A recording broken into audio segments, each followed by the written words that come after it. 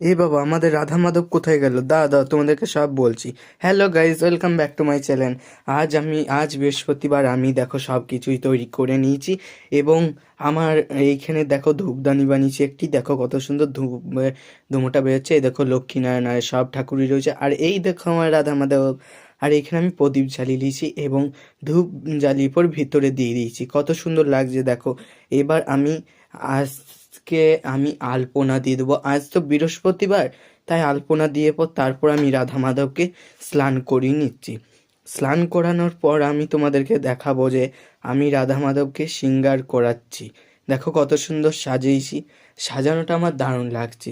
আর এই দেখো, আমি এখনও তোমরা বলবে ফুল দিইনি কেন, আমরা ফুল দিইনি কেন, আমি আরতির সময় ফুল দিই।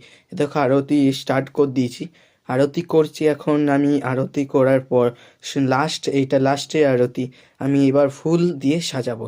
এবার আমি ফুল দিয়ে দিচ্ছি রাধা মাধবকে, কত সুন্দর লাগছে তোমরাই জানাবে আমাকে।